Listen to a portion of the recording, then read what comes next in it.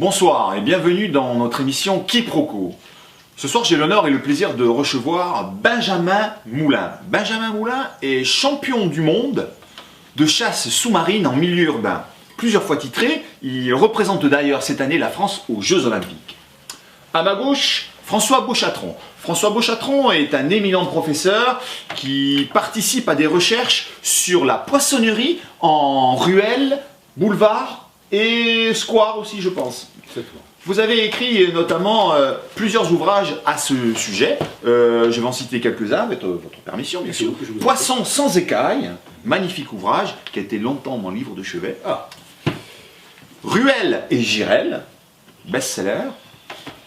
Et Trottoir et crustacés, je crois que cet ouvrage a été tiré à plusieurs millions d'exemplaires et traduit 65 ans. Vraiment. Mais je ne suis pas là pour faire bien évidemment la publicité de livres. Mon émission reste une émission polémique et je vous remercie d'y avoir participé. Et je me tourne maintenant vers Benjamin Moulin. Je vais donc vous laisser la parole pour un coup de gueule. Un coup de gueule. Benjamin, c'est à vous. Il n'y a plus de poissons dans les rues. Les cabines téléphoniques, plus de poissons. Les centres commerciaux, plus de poissons. Les boulevards, plus de poissons. Les rues piétonnes, plus de poissons. Bouche à égout, plus de poissons. Et au passage piéton, plus de thon. Spécialiste de la chasse au thon, champion du monde. J'aurais aimé une explication. Je crois que ça se passe de commentaires. Oui. Professeur François Beauchatron, c'est grave. Est-ce que vous avez quelques explications à fournir à notre ami Benjamin? Alors écoutez, j'ai l'air désespéré. Mais je comprends, j'ai relevé quelques points dans l'exposé de M. Moulin. Le premier qui me vient à l'esprit, plus de poissons dans les rues et plus de poissons dans les cabines téléphoniques, j'ai une explication à ça. Oui, l'explication est simple. Alors tout d'abord, les cabines téléphoniques ont disparu de toutes nos villes. La cause en est au portable. Oui. Donc qui dit disparition de cabines téléphoniques, dit disparition du poisson qui était évidemment, ça autour et dans la cabine téléphonique. Là, c'est de commentaires. Voilà, c'est très logique. Tout à fait. Ensuite, vous avez parlé, bien sûr, c'est limpide. Vous avez parlé aussi des boulevards, d'autres points où les poissons avaient donc n'étaient plus là, avaient déserté les rues. Il y a trois raisons, trois conséquences du réchauffement climatique. De la pollution.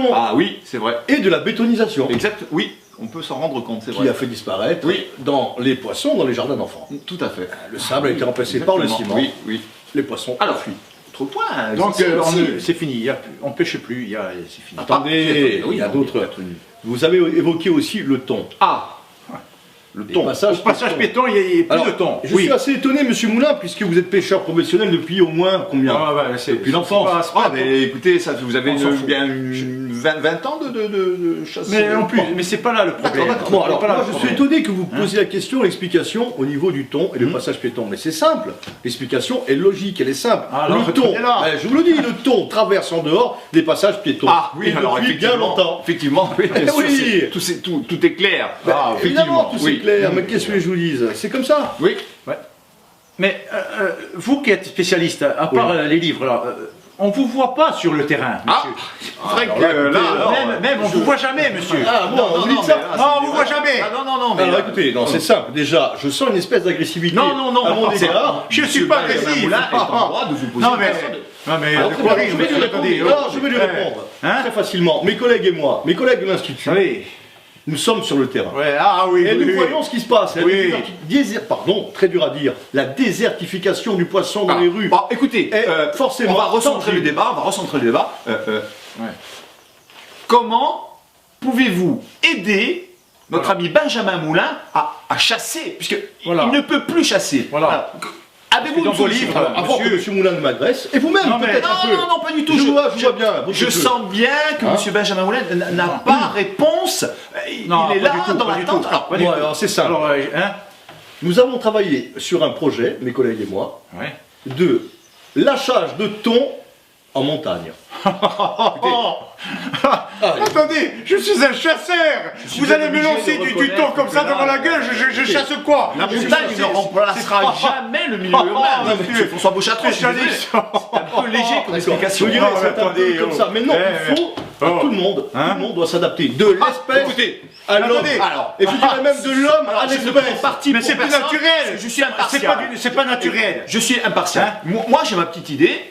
Il y a longtemps que je pratique et que il m'est arrivé moi-même de chasser. Je n'ai pas votre connaissance, ni même la science de la chasse. Alors écoutez, moi j'ai une proposition à faire. Chapeau, si monsieur a une proposition et que vous en tant que spécialiste vous n'en avez pas, monsieur Chapeau. Pourquoi pas ne déplacer, le problème de la chasse sous-marine en milieu urbain vers la mer. La mer.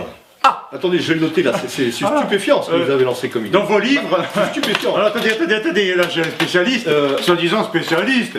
Dans vos livres, je vois pas du tout. Alors là, oui, à la page. monsieur, à la page 123.